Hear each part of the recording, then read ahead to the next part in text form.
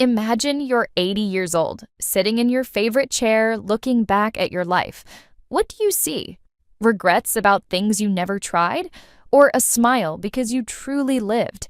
Today, we're talking about something that matters more than anything else: how to not waste your life. Hey, English learners! Welcome back to English Conversation Podcast, your English podcast for daily life English, real conversations, and easy English listening practice. Yeah, this is the place where you learn real English from real talk, not from boring grammar books. I'm Mike. And I'm Sarah. So Sarah, how are you today? How's everything going?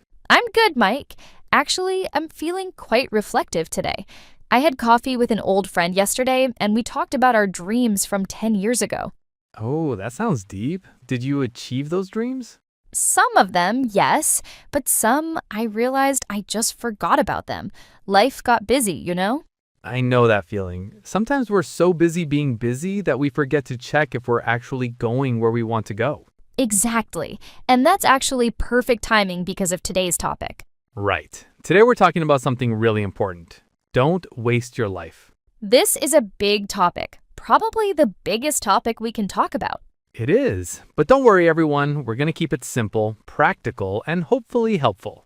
Yes, we're not going to be heavy and serious. We're going to have a real conversation, just like we're sitting with you in a coffee shop. Before we start, we have a small request for our listeners. Yes, if you find this episode helpful or interesting, please like this episode, subscribe to our channel, and share it with someone who might need to hear this today. Maybe that friend who always says, "I'll do it someday," but someday never comes. We all know that friend. Sometimes that friend is us, right? True. Okay, let's dive in. Sarah, let me ask you first. What does "don't waste your life" really mean? That's a big question to start with. I think it means living intentionally, not just existing.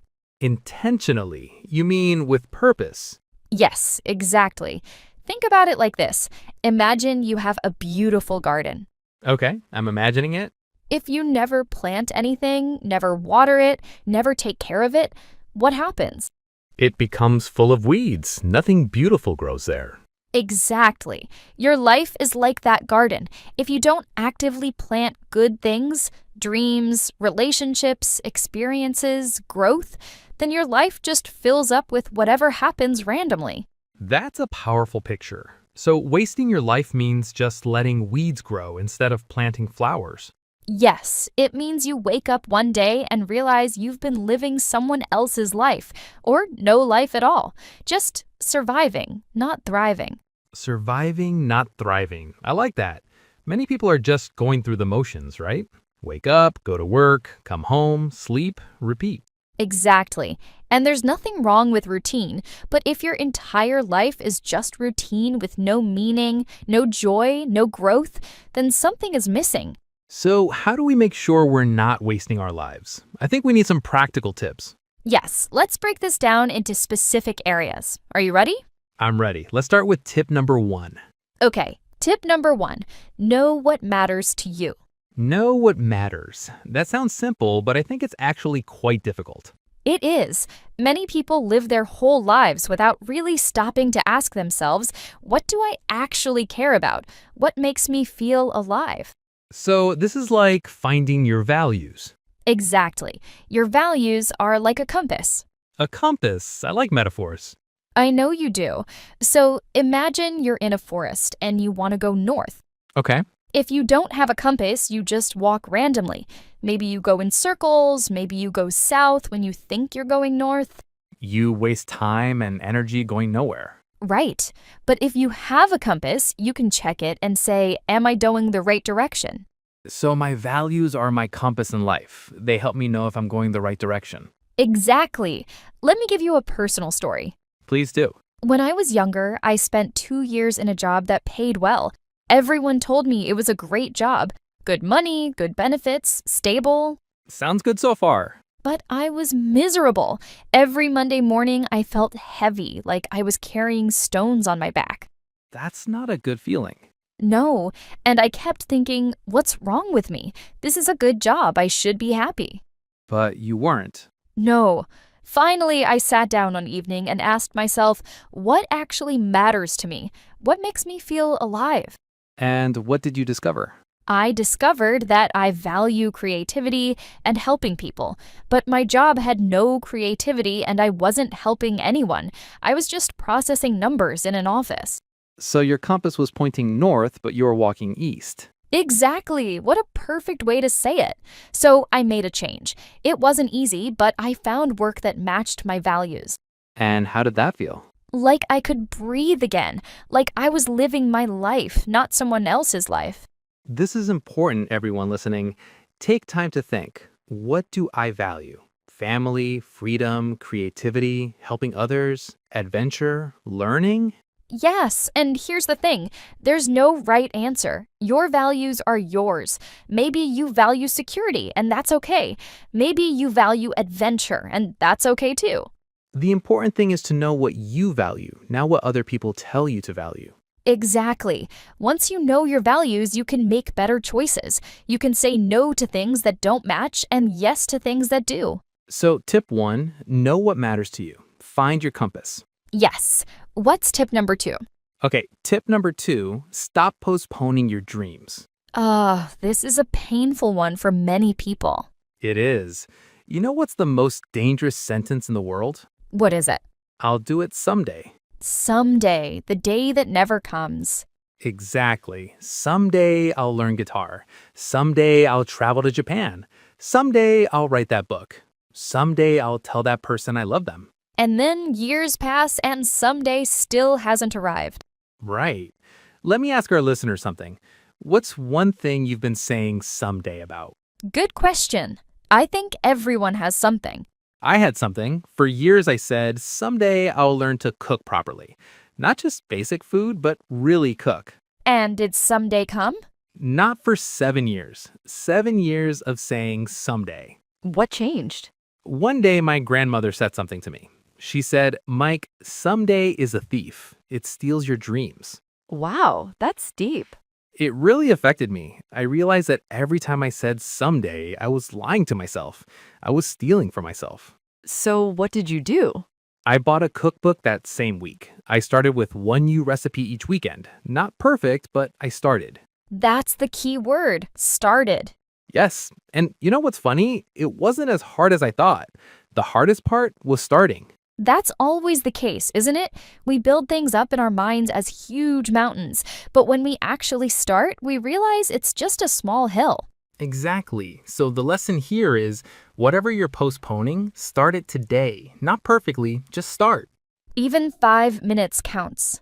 Yes, you want to learn guitar? Pick it up today for 5 minutes. You want to write a book? Write one paragraph today.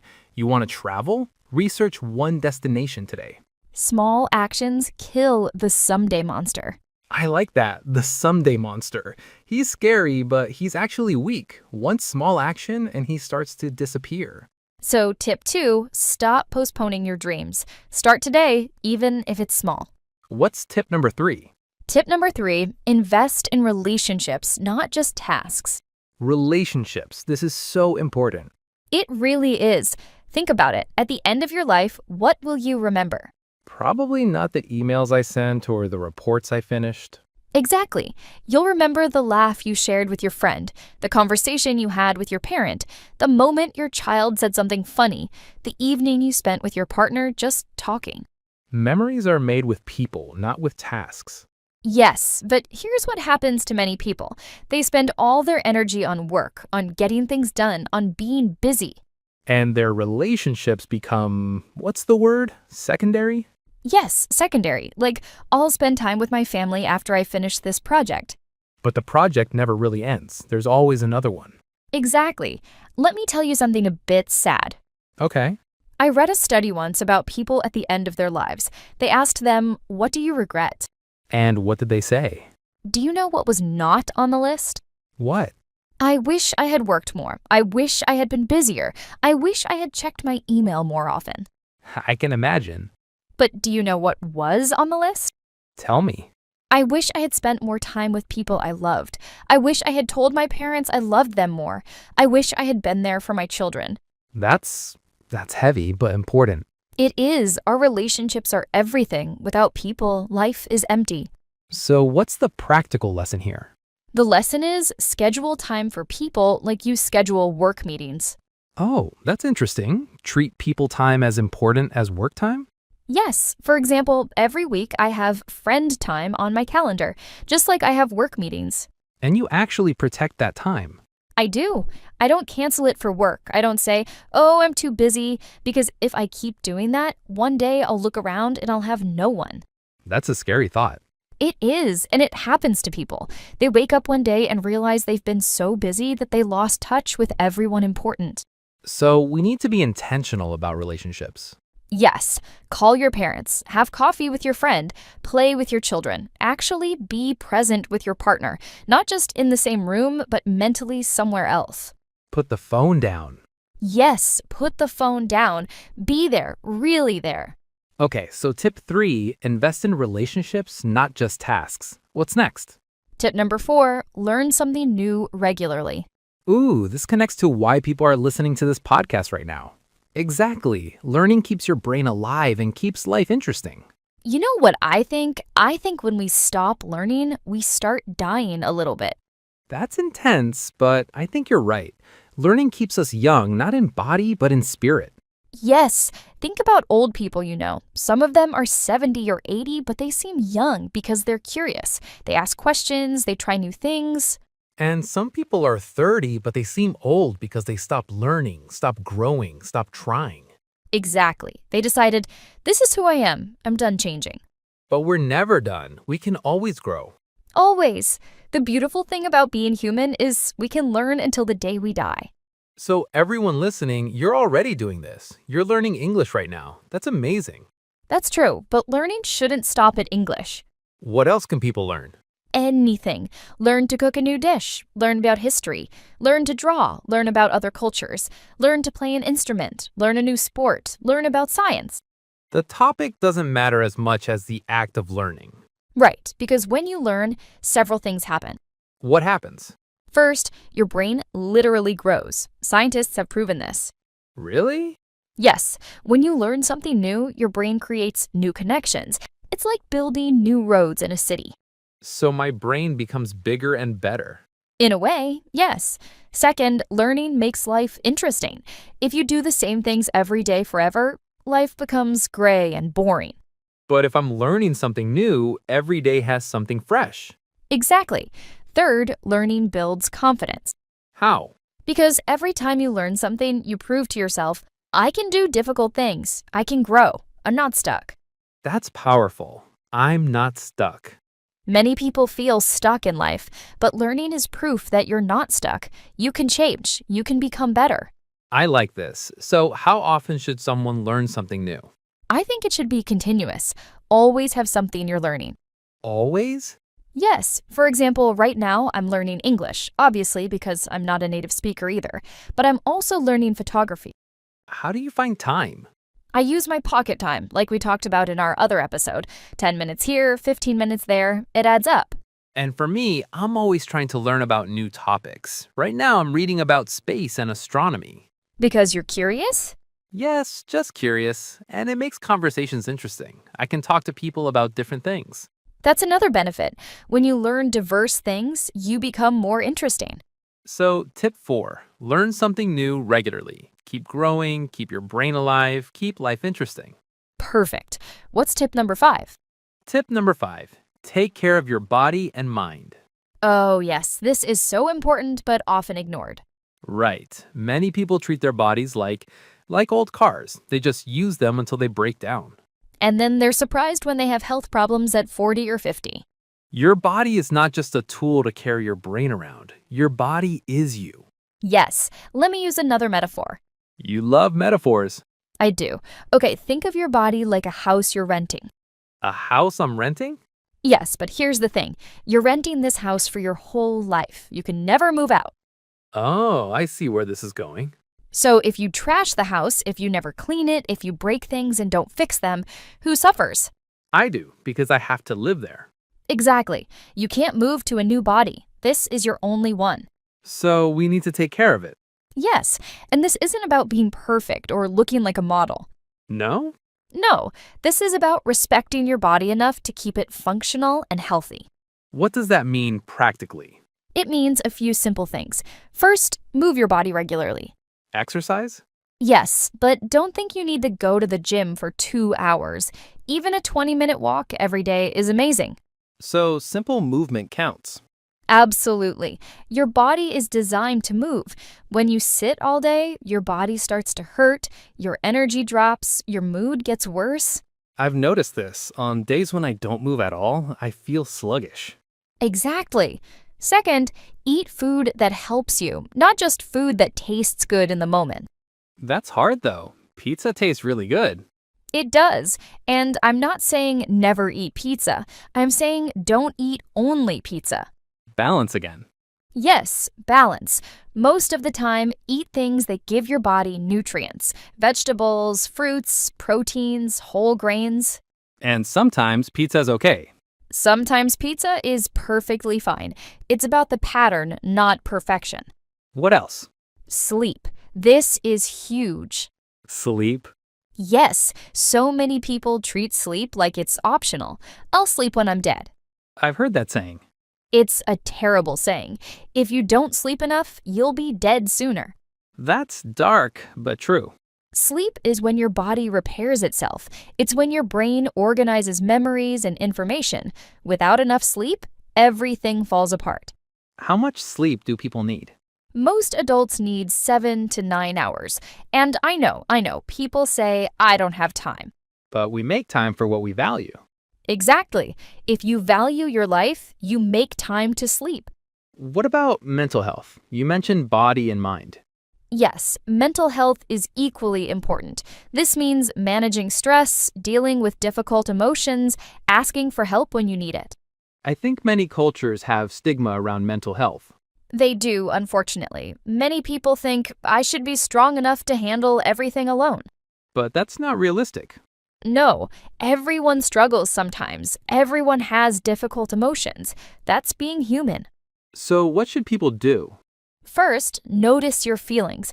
Don't just ignore them or push them down. Notice them. Yes. Oh, I'm feeling anxious today. I'm feeling sad. I'm feeling angry. Just notice. And then what? Then deal with them in healthy ways. Talk to someone you trust. Write in a journal. Exercise. Create something. And if it's really difficult, see a professional, a therapist, or counselor. There's no shame in that. No shame at all. Just like you'd go to a doctor for a broken leg, you can go to a therapist for a hurting mind. So tip 5, take care of your body and mind. Move, eat well, sleep, manage stress, ask for help. Yes, because you can't live a full life if you're sick or exhausted or mentally burnt out. True. What's our last tip? Tip number 6, give something to the world. Give something to the world. Can you explain that? Yes, I think a wasted life is a life lived only for yourself. Only for yourself. Yes, like everything is just, what can I get? What's in it for me? How can I be more comfortable? And why is that a problem? Because humans are social creatures. We're designed to be part of a community. And deep down, we feel most fulfilled when we contribute something. Contribute? You mean like charity or volunteering? That's one way, yes, but it's bigger than that. Contributing means using your unique gifts to make things better for others. My unique gifts? Yes, everyone has something to offer. Maybe you're a good listener, so you help friends with their problems. Maybe you're good at fixing things, so you help your neighbors. Maybe you're creative, so you make art that inspires people. Maybe you're good at teaching, so you share knowledge. So it's not just about money or big acts. Not at all. Small acts of giving make a huge difference. Can you give me an example? Sure. I have a neighbor, an older man. He's retired. Every morning he cleans the street in front of his house and also in front of the other houses on our block. Just cleans the street? Yes, he sweeps leaves, picks up trash. It takes him maybe 20 minutes. And? And everyone loves him. He's not rich, he's not famous, but he makes our street nicer for everyone. That's his contribution. That's beautiful, actually. It is. He's not wasting his retirement, he's using it to make a small part of the world better. So, giving doesn't have to be huge. No. In fact, I think small, consistent giving is often more powerful than big, occasional giving. Why? Because it becomes part of who you are. You become a giving person, not someone who gives sometimes. I see. So, how can people think about this? Ask yourself, what problems do I see around me? What could be better? What am I able to do about it? So, first, notice problems. Yes, but not in a negative way, just awareness. Then ask, how can I help? Maybe I see lonely old people in my building. So you could knock on their door and have a conversation once a week. Maybe I see trash in the park. So you could spend 10 minutes cleaning it up while you walk. Maybe I know English well. So you could help someone who's learning, just like we're trying to help with this podcast. Oh, I like that connection. Yes, the point is find ways to contribute. It makes the world better, and it makes your life more meaningful. Because we feel good when we help. Exactly. There's actually a term for this, the helper's high. Helper's high? Yes, scientists have found that when we help others, our brains release chemicals that make us feel happy.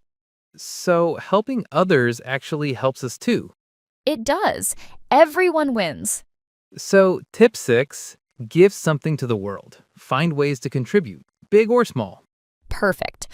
Okay, I think we've covered a lot. Maybe we should do our vocabulary review? Good idea. We use some important words today. Let's go through them quickly. First, we talked about intentional. Yes, living intentionally means living on purpose, not by accident. For example, I want to be more intentional about how I spend my weekends. Or she's very intentional about her career choices. We also said values. Right, your values are the things that are most important to you. For example, family is one of my core values. Or what are your values in life? Then we talked about postponing. Postponing means delaying, pushing something to later. For example, stop postponing your dreams. Or I've been postponing this difficult conversation for too long. We use the word invest. Invest means to put time, money, or energy into something to get benefits later. For example, invest in your relationships. Or I'm investing 30 minutes a day in learning English. We mentioned curious. Curious means wanting to learn, interested in knowing more. For example, stay curious about the world. Or children are naturally curious. Then we talked about stigma. Stigma means negative judgment about something, usually unfair judgment. For example, there's still stigma around mental health in some cultures. Or we need to reduce the stigma about asking for help. We used contribute. Contribute means to give something, to add something valuable. For example, how can I contribute to my community? Or everyone can contribute something positive to the world. And one important phrase, going through the motions. This means doing something without real thought or feeling, just automatically. For example, I was just going through the motions at work, not really engaged. Or don't just go through the motions in life, be present. Great! If you missed any of these words, don't worry. You can listen to this part again. And try to use one of these words in your own sentence. Practice makes perfect. Well, practice makes progress. Perfect is impossible. Good correction. Okay, let's give our listeners some action steps. Yes, if someone is thinking, this all sounds good, but what should I do today? Here are simple steps you can take right now. Step 1, take 10 minutes today to think about your values. What actually matters to you? Maybe write down 3 things that are most important to you in life. Step 2, pick one dream you've been postponing. Just one.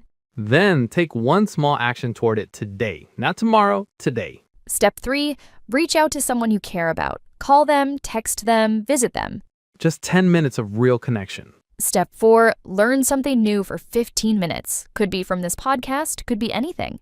Step 5, do something nice for your body. Take a walk, eat a healthy meal, go to bed on time tonight. Step 6, think of one way you can help someone or improve your community. Then do it. These steps are small, but if you do them, you're not wasting your life, you're living it. Let's quickly recap all our main tips. Good idea. Tip 1, know what matters to you. Find your compass. Tip 2, stop postponing your dreams. Start today. Tip 3, invest in relationships, not just tasks. Tip 4, learn something new regularly. Keep growing. Tip 5, take care of your body and mind. Tip 6, give something to the world. Contribute. If you do these things, you won't waste your life. You'll live a life that's meaningful, connected, and full. You won't have regrets at the end. Or at least fewer regrets, because nobody's perfect, right? Right. We all make mistakes. The point is to try, to be intentional, to care. Now, we want to ask you something. Yes, this is important. What's one small change you're going to make after listening to this episode? Please write it in the comments. Your answer might inspire someone else. And if this episode helped you, please like it, subscribe to our channel, and share it with someone who needs to hear this message. Yes, maybe someone who's feeling lost or stuck, or like they're just going through the motions. This episode might be exactly what they need today. Thank you so much for spending this time with us. You didn't waste it. You invested it in yourself. We're proud of you for learning, growing, and thinking about these important things. This was English Conversation Podcast with Sarah and Mike. Until next time, don't just exist, truly live. Be intentional, be brave, be kind. Take care of yourself and each other. Bye, everyone. Bye-bye. See you next time. Your journey continues. Keep learning, keep growing, keep living fully. Thanks for being here today with us.